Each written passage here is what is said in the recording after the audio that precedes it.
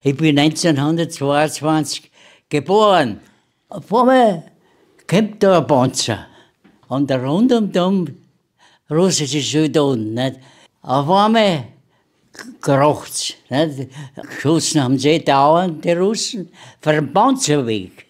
Panzer auf uns auf. Und die, durch das Schießen hat es ja übergekracht. Nicht? Ich habe auf das gar nicht gedacht, wenn mit Strohhelm, dass ich da was drin habe. Das weiß ich, habe ich gar nicht gewusst. Durch das Schießen. Nicht? Also da ist ja gar nicht mehr geschaut worden, nicht? Weil was gekracht und gekrampelt, überall kracht es. Jetzt habe ich mit Strohhelm ein Loch. Habt ihr denn einmal, dass der Schuss in den Strohhelm ist die Kugel gelegen, die ist sogar noch warm geworden. Nicht? Und das Fell war abgeräumt. Nicht? Also davor, die Kugel von drinnen, die war aber da so matt, dass praktisch wie durch das Schießen und das Rütteln, nicht? Ja, da bin ich durchgekommen. Nicht? Aber das war meine Lebensrettung. Wenn der Schuss gesessen hätte, nicht? Lebe die schon so lange nicht mehr. Hast du dich jemals gefragt, was uns die allerletzten Zeitzeugen aus der Zeit des Zweiten Weltkrieges erzählen können? Ich habe heute die große Ehre, einen 103-jährigen Zeitzeugen zu interviewen. Und dieser 103-jährige Zeitzeuge erzählt uns heute, wie er 103 Jahre jung geworden ist, wie er den Zweiten Weltkrieg erleben musste, wie er nach dem Krieg zurückgekehrt ist und dann seine Frau kennengelernt hat und welche Ratschläge er uns mit auf den Weg geben würde. Ich bin Daniel Bleunig, bin diplomierter Gesundheits- und Krankenpfleger und genau diese wertvolle Zeitzeugengeschichte wirst du heute bekommen. Darf ich fragen, wie jung sie sein? Jetzt? Ja. Ja, wenn ich das weiß, nicht ganz genau weiß ich es nicht. Ich bin 1922 geboren. Am 5. März. Was? Am 5. März. 5. März, ja. 1922. Ja. Das heißt, dann seien es 100 und... 103 Jahre, aber da das Plakat gekriegt für den letzten Schreiben da. Und wie fühlt sich das an, so 103 Jahre jung zu sein? Ja. Ja. Da denkt man gar nicht dran. Wenn man so alles da muss man auf jeden Tag gefasst sein. Ne? Und haben Sie irgendwas Bestimmtes gemacht, dass 103 Jahre jung geworden sind? Dass ich was gemacht habe? Haben Sie irgendwas Bestimmtes gemacht, dass Sie 103 Jahre geworden sind? Ja, das haben wir in Krieg. In Krieg. Da ist geschossen worden auf Wein, das weiß man nicht. Ne? Und der Glück gehabt, dass ich da rausgekommen bin. Nicht? Eingeprüft, ja. 41, nicht? 41. Ja. Unser Jahrgang, nicht? 22er Jahrgang. 22er Jahrgang, ja. Wir waren da Infanterie. Nicht? Infanterie. Bin in der Nähe von Moskau, waren wir dann stationiert. Und bevor das war die ganze Division hat einen Gottesdienst gemacht. Nicht? Einen Gottesdienst mit zwei Pfarrern, einer protestantischen und einer katholischen. Nicht? Und auf das habe ich auch oft aufgedacht. Nicht? Habe ein Stückchen Brot gekriegt, nicht? Statt der Hostie. Das war so ein Schnitt, bevor wir angegriffen haben. Nicht? Die ganze Division, nicht? Die 2. Panzerdivision war das. 2. Panzerdivision. 2. Panzerdivision. Es sind von der Division sehr viel gefallen. Nicht? Sie, wenn ich richtig informiert bin, Sie waren in dieser Schlacht von Reschow. Nein, Reschiv. Reschow, so spricht man das Reschow. auch. Reschow. Reschiv. Ja. Ja, war da dabei. Oder Nordabschnitt von Moskau. Ne? Da sind ganz viel gefallen. Ne? Es ist ja im Nachhinein ja als Fleischwolf bezeichnet geworden, wo ganz viele Leute gestorben sind. Ja, darum sage ich, da sind ganz viel gefallen. Ne? Sie sind ja da im Sommer 42 verwundet geworden. War das mit dem Stahlhelm da, was da verwundet geworden sind? Ja, das war. Freilich war in 42er Jahren. 42, ja. Ja. Auf einmal kommt da ein Panzer aufwachen. Nebenbei gibt, ich war dort Freitag oder Oberfreitag und nebenbei der Unteroffizier. Den habe ich verholfen, dass er Urlaub kriegt. Nicht? Und das hat er nicht mehr mitgemacht, den Urlaub. Und wie wir so gegangen kommt der Aufverkehr von einem Hohlweg herauf. Nicht? Und rund um den russischen Soldaten, nicht? Die waren passend mit den Pistolen. Nicht? Auf einmal, wir sind da aber zurückgegangen, auf einmal kracht's. Und wir sind aber versteckt gewesen, unsere, nicht? Und haben von dort aufs Geschossen, wo wir sind die Meere draufgegangen. Und auf ist neben meiner der Unteroffizier gewesen. Und auf einmal macht es dann, da geschossen haben sie dauernd, die Russen, für den Panzerweg. Panzer auf uns auf. Ja, der sagt auf einmal zusammen, längs. Ja, der hat die linke Seite hat sie ihm genommen. Da. Und durch das Schießen hat sie auch übergekracht. Nicht? Ich habe auf das gar nicht gedacht, wenn mit Stahlhelm, dass ich da was drin habe. Das weiß ich, habe ich gar nicht gewusst. Durch das Schießen. Nicht? Also da ist ja gar nicht mehr geschaut worden. Nicht? Weil was geracht und gekrampelt, überall kracht es. Jetzt habe ich im Stahlhelm ein Loch. Habt ihr denn einmal, dass der Schuss in den Stahlhelm ist die Kugel gelegen, die ist sogar noch warm gewesen. Nicht? Und das Fell war abgeräumt. Nicht? Also davor, die Kugel von drinnen, die war aber da so matt, dass praktisch wie durch das Schießen und das Rütteln, nicht? Ja, da bin ich durchgekommen. Nicht? Aber das war meine Lebensrettung. Wenn der Schuss gesessen hätte, nicht? Lebe die schon so lange nicht mehr.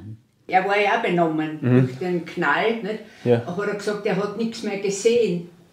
Also, das hat er da gesagt. Also da, Ja. Und natürlich war er wie blind, nicht? Da kommt die Sanitäter her. Und zufällig, das war einer drauf, ein Sanitäter von seinem Ort, von Sindelburg.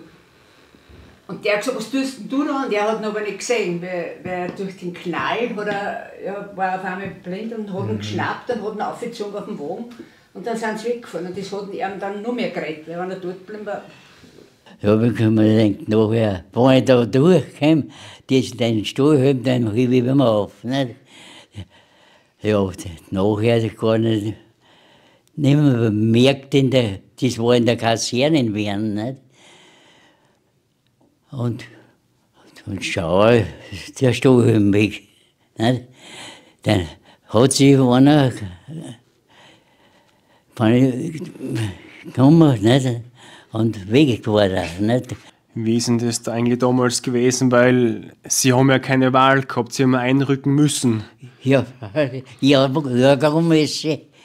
Nicht? Hat bis der Automatik. Es war einer, der was weiß ich, was er für eine Lecke gehabt hat am Körper oder was, der ist nicht gekommen, aber bei uns Und dann sind sie im Herbst 42 wieder an die Front gekommen. wieder am Front, ja. Wieder an die Front gekommen. In Russland. Ja, ja. Aber ich bin das schon gewohnt gewesen von Russland, nicht? Weil den Rückzug haben wir gehabt von Russland, nicht? Das war das. Und dann später sind sie dann krank geworden, haben sie das volhynische Fieber, das Schützengrabenfieber gekriegt, 5-Tage-Fieber. Ja, ja, ja, Und haben sie dann gekriegt. Ja, Sie wissen ja, wer. Naja, ich habe ein bisschen informiert, dass ich ein gutes Interview machen kann. Ich habe ein bisschen informiert über sie. Ach so, Ja, ja. dass er nicht ein Wir machen das ja gemeinsam, das Interview. Ich kann ein bisschen mithelfen. Hä? Ich kann ein bisschen mithelfen beim Interview. Deswegen bin ich ein bisschen vorbereitet. Ach so. Ja, ja. Jedenfalls, dann haben sie das Fieber gekriegt. Was Ja, ist, wie ist das? polnische Fieber. Genau. Ja, ja, das stimmt. Und wie hat sich das geäußert? Wie ist es denn gegangen mit dem Fieber? Ja, das weiß ich gar nicht. Das haben wir, Ich glaube, der war recht lange im Lazarett da in Polen. Und da hat der einmal den Bruder besucht, gell? wenn? Der Sepp hat den mal besucht in Polen, im Lazarett. Der hat mich, ja, hat der immer besucht. öserne Bruder, ja. Ja. Wie das mit dem halbwünischen Fieber war? Wie er da mit dem Fieber, ja, da Ja. ist er im Lazarett. Ja, der war, Da hat er die besucht. ja, Da warst du in Polen, wo, ich weiß ja nicht, in Polen, im Lazarett. Lazarett. Ja, siehst du, das war's. Waren mehrere Brüder von Ihnen im Krieg? Haben Sie mehrere Brüder gehabt? Brüder, an. An. Drei waren's. Menschen sind, nicht? Zwei, Drei sie, Brüder waren es. drei Kinder, ne? Der ist schwer verwundet auch worden, den hat es den Teil von der Hand weg, eine Granate, und da oben im Fuß auch schwer verletzt. Weg. Aber der war dann in allen Lazarett im Warschau. Aber ja, der hat ja praktisch die rechte Hand verloren, nicht der Töter. Nicht? Und der andere Bruder ist jünger gewesen, Hä? haben sie dann, der war noch mit 17 oder so, haben sie noch Leib gebraucht, Ja. zur SS haben sie nicht zu. Und da haben sie die, das Hä? war Ende schon, Ja. dann haben sie die SS-Leib gebraucht, weißt du, und dann haben sie doch Frankreich. Und da die Invasion und das ist Ja. das Die ist ganz Jungen, rausgekommen. die 16-, Da sind 17-Jährigen. sie tätowiert worden. Ja. Und ich weiß, dann ist er zurückgekommen, das hat er mir mal erzählt, nach München. Da so einen Bauern, da hat er arbeiten können, das war ein Krieg, nach dem Krieg. Und haben sie ihm das, wegen die Amerikaner Ja. oder Russen, haben sie ihm das rausgeschnitten. Ja. Weißt du, das hat das nicht mehr gehabt, diese Nummer. Das hat er mir mal erzählt. Wahnsinn, ja. Ja, ja, das war das. Aber Sie sind dann durch das, weil Sie dann krank geworden sind, haben Sie dann nachher dann später nicht mehr an die Front müssen, sondern sind dann so als Hilfsausbildner sind Sie dann geworden, haben Sie vorher gesagt. Ja, ja. Wo er aber Zeit ausbilden, wo er dort, In Mescherew, nein, wie heißt das? In Tschechien. meine Lebenrettung war das. Nicht? Von Schluss dann. Dass Sie nicht noch ein drittes Mal an die Front müssen. Ja, ja. Und wie war das dann, wie dann der Krieg zu Ende gegangen ist, wie der Krieg aus war? Wie haben Sie das erlebt dann, das Kriegsende? Warte, wir sind mal da zurückgegangen. Wie der, sagen wir, wie in Waldviertel, hat man einen Soldaten nebenbei geschickt, der hat erfahren, dass sich der Hitler erschossen hat, nicht? Das war dort. Und Ja. das haben Sie dann erfahren damals. Und dann haben Sie gehofft, dass der Krieg auch bald aus ist. Da auch, dass das erfahren haben. Ja, der war praktisch von Waldviertel. Wir sind da von Waldviertel heim, praktisch auf der Außenseite. Nicht? Durch Waldviertel, durch in die Waldungen, großen. Und der Zündfahrer, also den haben wir aber,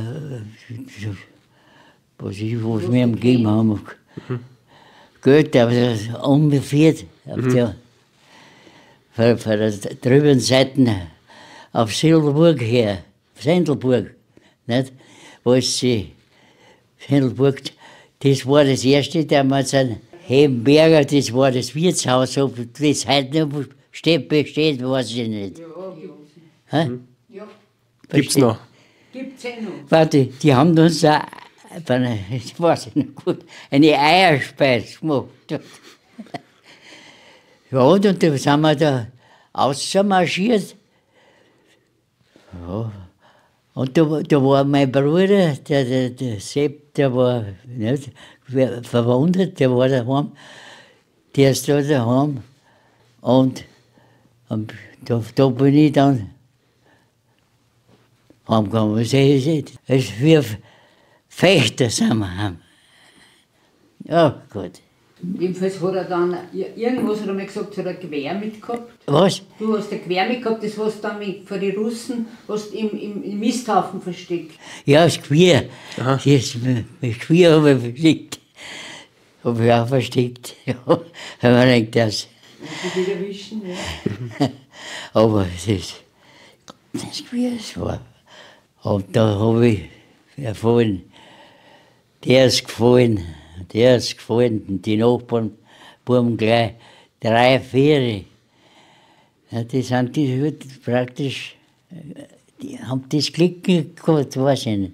Beim Büssing ins Kobling quasi, der Sepp und ich glaube, dann 4, 5, was gefallen sind, was ich gut gekannt habe. Und Ja, und dann habe ich meine Frau kennengelernt. Die lebt ja nicht mehr. wie ist das gewesen? Wie haben Sie Ihre Frau dann kennengelernt? Wie? Ein Motorrad. Erzählen Sie mal die Geschichte, das ist auch nämlich interessant, wie Sie nach dem Krieg Ihre Frau kennengelernt haben. Wie? Erzählen Sie noch ruhig die Geschichte, wie Sie dann Ihre Frau kennengelernt haben. Wie das war. Ja. Ja. Also bist du zu der Frau gekommen? Ja. Ach so, ja. Naja, sie habe ich ja schon kennt, nicht? Praktisch ist das Haus gewesen da. Ja. Ja, der Landwirt war ich, nicht? Ja, und was braucht man, dass ich es gekriegt habe, nicht? Wie soll jeder Mann, nicht? Haben's gefenstert. Hä? Haben's gefenstert.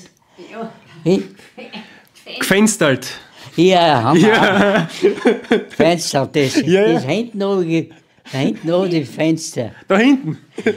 Und da hat sie dann rausgeschaut, die Frau. Hinten hat das Fenster, ja.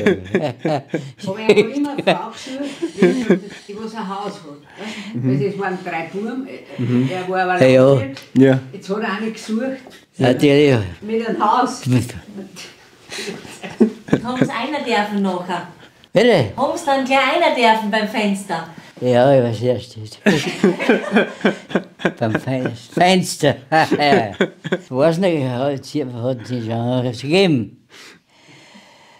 Aber noch ist noch mehr katholisch.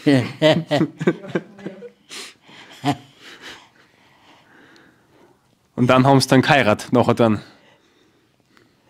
Ja, jetzt halt. Jetzt halt. Wissen Sie noch, in welchem Jahr das geheiratet haben? Hä? In welchem Jahr das geheiratet haben? Geheiratet haben. Ja, und. Mein Gott. Jedenfalls nach dem Krieg relativ bald. Ja, nach dem Krieg, freilich. Nach dem Krieg hat es nichts anderes gegeben. Und darf ich fragen, wie haben Sie das dann alles verarbeiten können, diese Jahre? Körperlich und so im Kopf, wie. Ja, ich habe jetzt halt geheiratet, nicht? Und praktisch die Landwirtschaft, da hat man den Krieg langsam vergessen. Nicht? Und dann Praktisch war so viele Nachbarn, Söhne, was gefallen sind, nicht? Da war sie 3, 4, ich was. Ja. Ich hab noch einen getroffen, im Mittelabschnitt war das. Wir sind da rechts marschiert und auf der Außenseite sind die Lastwagen gefahren und da war es da von der Grubmühle von unseren Nachbarn unten, der ist da als Chauffeur gewesen und der hat wir haben praktisch da zusammengeredet, aber wir sind nicht mehr zusammengekommen dann, nicht? Der ist aber auch heimgekommen und ist zu Hause in der Schossen. Sicher haben sie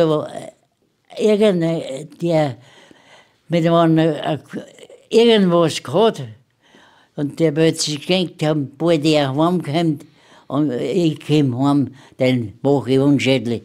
Und hat ihn auch praktisch hingekriegt. Nicht?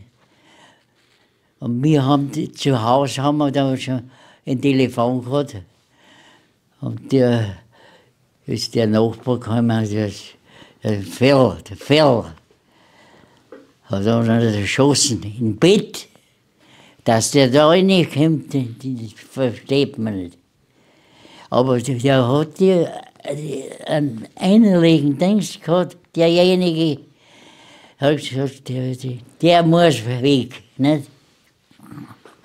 Mann. Das war auch so. Das heißt, ich habe da rausgehört, dass Sie selber viel Glück gehabt haben. Ja, ganz viel, ganz viel. Weißt du, die Süden sind ja ganz wenig. Ne? Sie sind ja einer der letzten Zeitzeugen, die darüber erzählen können. Bitte? Sie sind ja einer der letzten Zeitzeugen, die darüber erzählen können. Ja, die sind das ja ganz wenig. Nicht? Und was können wir machen heutzutage, dass sich diese Zeit nicht wiederholt? Was ist da wichtig? Ja, da bin ich schon zu alt. Ja, so alt. Wie haben Sie denn das gemacht, dass Sie so gesund geblieben sind, dass Sie mit 103 Jahren noch so eine gute Ausstrahlung und so, Ja. so fit bleiben, fit sein? Gar nichts. Gar nichts. Ja. Viel gearbeitet, ja, als Land, ja. Viel gearbeitet wahrscheinlich haben Sie das ganze Leben. Ja, sicher. Alle. Und was wünschen Sie sich für die Zukunft? Ja. Zukunft. Ich kann mir gar keine Zukunft, was soll ich mir da wünschen? Ja, was wünschen Sie sich für die Zukunft? Dass man mit den Familien gut auskommt. Haben sie gefenstert? Gefenstert. Ja, haben wir Ja. auch. Fenster, das Ja. hinten oben, da hinten oben die Fenster. Da hinten. Und da hat sie dann rausgeschaut, die Frau. Hinten oben das Fenster, ja.